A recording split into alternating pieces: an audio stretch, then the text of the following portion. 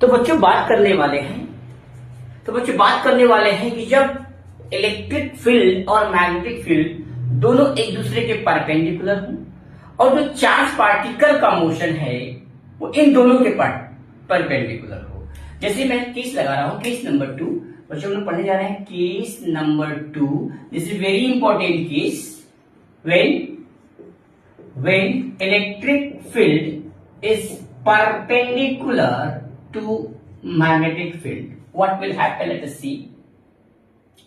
बच्चों जो आपका V है वो परपेंडिकुलर है इलेक्ट्रिक फील्ड की, और जो V है, V क्या होता है? Motion of positive charge particle, and also perpendicular to B and E perpendicular to B.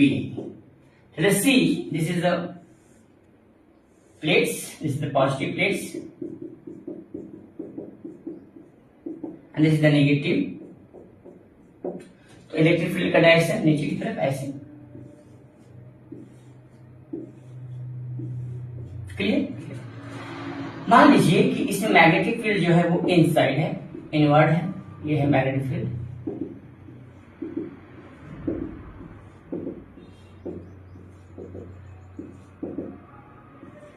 खच खच खच खच की आवाज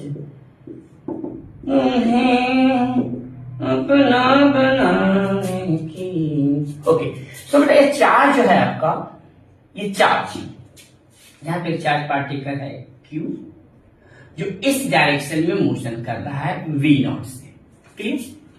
ध्यान से देखो बेटा, इलेक्ट्रिक फील्ड आपका इनवर्ड है, इस डायरेक्शन में इलेक्ट्रिक फील्ड -y केस में, एंड ये जो मैग्नेटिक फील्ड का डायरेक्शन है वो आपका इनवर्ड है। मैग्नेटिक फील्ड अंदर की तरफ है, ये इलेक्ट्रिक फील्ड है, और जो चार्ज पार्टिकल है वो इन दोनों के परपेंडिकुलर है।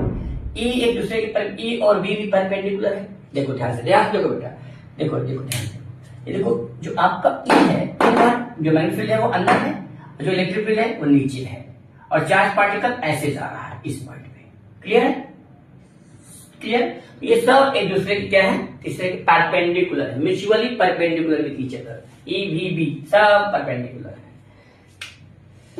नहीं विश्वास? देख लीजिए। चलो अब देखते हैं बच्चों कि इस पर क्या फोर्स लगेगा, क्या लगेगा, चेक करते हैं। तो बच्चों जो आपका है, ये जो होता है आपका X Y plane, X and Y plane, ये आपका जेड प्लेन। ठीक है, ठीक है। इस चार्ज की वजह से इलेक्ट्रिक फील्ड की डायरेक्शन में एक इलेक्ट्रिक फोर्स लगेगा। This is Fe equal to QE